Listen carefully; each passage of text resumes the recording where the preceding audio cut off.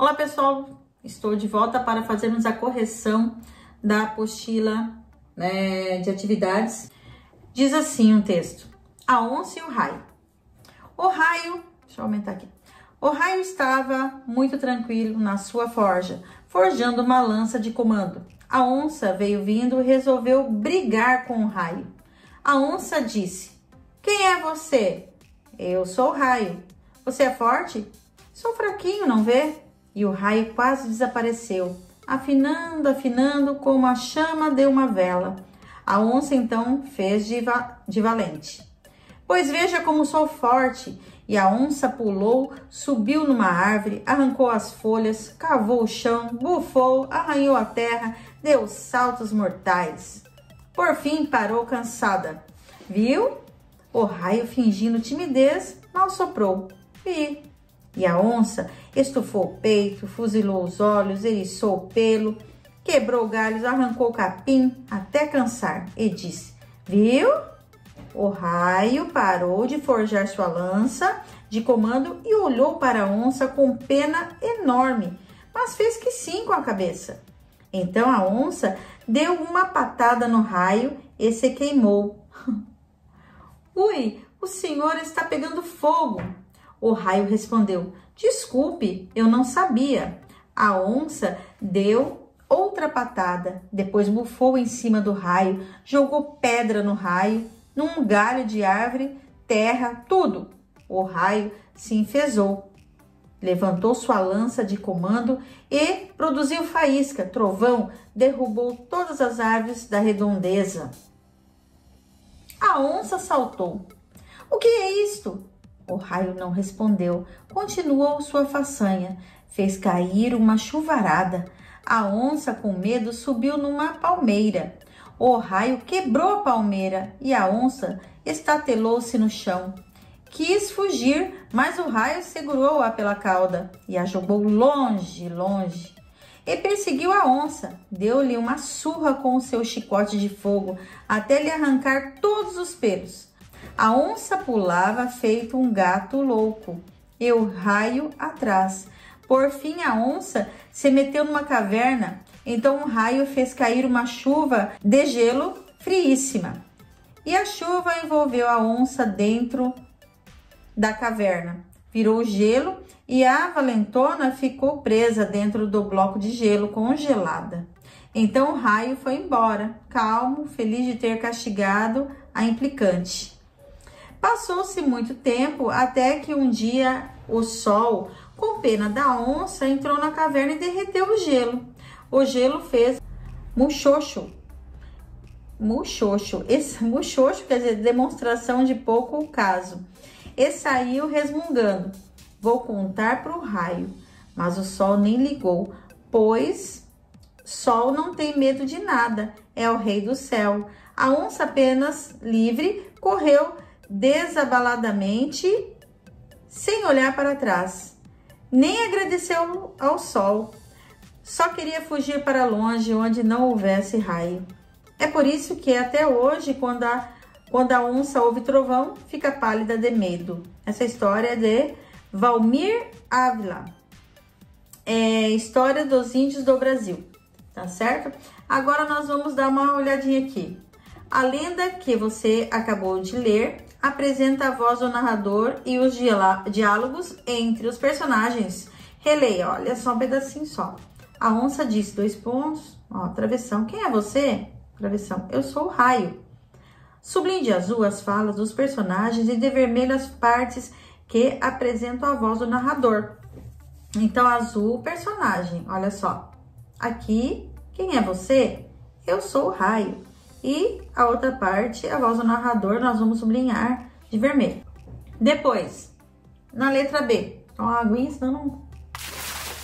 Vamos olhar a palavra. Qual é a função do narrador nesse trecho aqui? Qual é a função do narrador naquele trecho ali? Ele apresenta o quê? Ele apresenta, no caso, quem fala. Quem falou ali.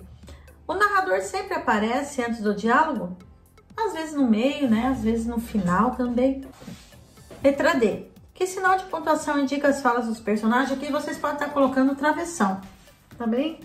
Na 11, relê este trecho.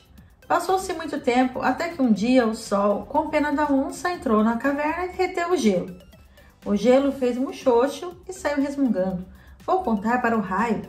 Mas o sol nem ligou, pois sol não tem medo de nada, é o rei do céu. A onça, apenas livre, correu desabaladamente, sem olhar para trás. Nem agradeceu ao sol, só queria fugir para longe, onde não houvesse raio. Nesse trecho aqui, a fala de outro personagem, qual que há ali? É o gelo, né? A fala do gelo ali, tá? Copie essa fala. Daí eu separei aqui, ó. Eu coloquei assim, ó. Aqui essa parte aqui, ó. Vou contar para o raio. Pode separar essa parte aqui. Que sinal de pontuação foi utilizado nessa fala aqui? Foi usado aspas, ó. Aspas. Até aqui, ó. Tá? Pode colocar aspas. Reescreva o trecho substituindo esse sinal de pontuação por travessão. Aí você vai ter que colocar 2 pontos. Então fica assim, ó. Vamos lá. O gelo fez muxoxo e saiu resmungando. Daí vocês colocam lá. Aqui, ó. 2 pontos. Aí na outra linha, travessão, letra maiúscula. Parágrafo. Vou contar para o raio. Daí aqui você coloca, vou contar para o raio. Depois. E a onça estufou o peito, fuzilou os olhos, eriçou o pelo, quebrou o galho, arrancou o capim até cansar e disse, viu? Quando há reprodução exata da fala de um personagem, dizemos que o discurso é direto. Olha aqui, ó, tem essa parte aqui, ó, tá? Nesse caso, a fala é separada da voz do narrador por uso de travessão ou aspas, tá bem? Na outra página diz assim, complete agora as falas. Vocês vão ter que completar essas frases aqui com o que você quisesse, tá? Dê sentido a elas, olha só. Um exemplo. Gol do Brasil! Tracinho aqui, ó, travessão. Gritaram os torcedores, tá vendo? Agora aqui, na letra A. O sanduíche está gostoso. O que que a gente pode estar colocando? Eu fiz aqui assim, ó. O sanduíche está gostoso. Daí o tracinho, né, o travessãozinho, coloquei. Disse o menino. Na outra eu coloquei. Vou chamar o síndico, tracinho. Disse o morador. Na C. Como é? Vai falar ou não? Aí eu coloquei tracinho. Disse a garota. D. Espero que tenha aprendido a lição. Coloquei outro travessãozinho aqui, depois coloquei falou a mãe. Na 13, diz assim, ó, relê este trecho a seguir, depois diz assim, ó, neste trecho aqui, olhando ele aqui, foi usado o discurso o quê? Direto ou indireto? Vamos dar uma olhadinha assim? Olha só, não tem travessão, não tem aspas, então pode assinalar essa daqui, tá? Indireta, né? Foi um discurso indireto. Justifique sua resposta ao item anterior. Porque vocês podem estar colocando aqui, não tem travessão, não tem aspas, e aí é o narrador que está contando o fato. Na próxima, no discurso indireto, é o narrador quem expressa o que cada personagem fala ou pensa.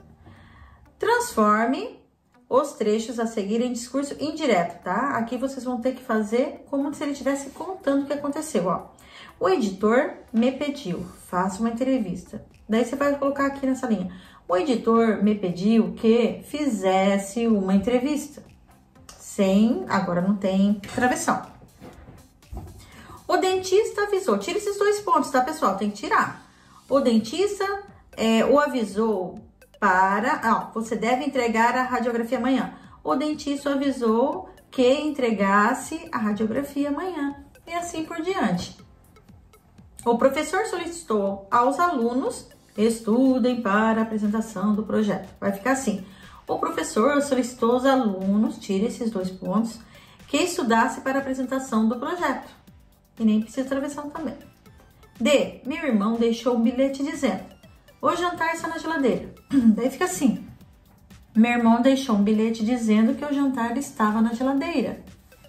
Agora, na 15, escolha um trecho, né, do texto A Onça e o Raio e reescreva utilizando o discurso indireto. Aqui vocês vão ter que fazer como se você estivesse contando, sem fala de ninguém, tá bem? Então é isso, até aqui, né? Nós vamos parando por aqui e eu espero que vocês tenham corrigido, conseguido fazer as atividades e eu espero vocês até a próxima, tá bom? Então até lá, tchau!